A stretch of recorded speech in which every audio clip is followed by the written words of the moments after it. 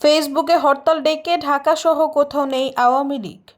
ছাত্র জনতার অভ্যুত্থানে ক্ষমতাচ্যুত হওয়ার প্রায় 6.5 মাস পর হরতালের মতো কঠোর কর্মসূচি ঘোষণা করেছে আওয়ামী লীগ।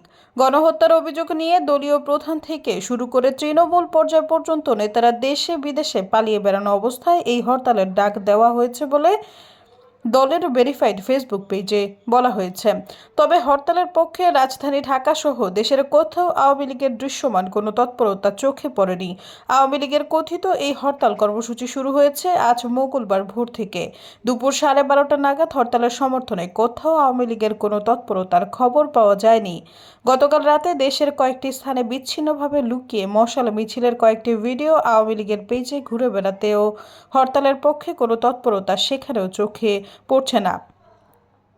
গত 28 জানুয়ারি আওয়ামী লীগের ভেরিফাইড ফেসবুক পেজ থেকে অধ্যাপক মোহাম্মদ ইউনূসের নেতৃত্বে অন্তর্বর্তীকালীন সরকারের পদত্যাগ ও অপশাসন নির্যাতনের প্রতিবাদে 18 ফেব্রুয়ারি হরতালের ডাক দেয় আওয়ামী লীগ। সেখানে 1 ফেব্রুয়ারি থেকেই মাঠে নামার ঘোষণা দেয় দলটি। উল্লেখ্য, কেন্দ্র থেকে তৃণমূল পর্যন্ত আওয়ামী লীগ গত 5 আগস্টের পর থেকে অনেকটা ছন্নছাড়া অবস্থায় রয়েছে। দলের নেতাদের অনেকেই পালিয়ে দেশ ছেড়েছেন, যারা দেশে আছেন তাদের কেউ কেউ গ্রেফতার হয়েছেন, বাকিরাও প্রকাশ্যে আসার সাহস পাচ্ছেন না। এই অবস্থায় হরতালের মতো কর্মসূচির ডাক দেওয়ায় আওয়ামী লীগের তৃণমূল ক্ষুব্ধ বলে জানা গেছে। সৈয়দা ফারিয়া, সমযোগ।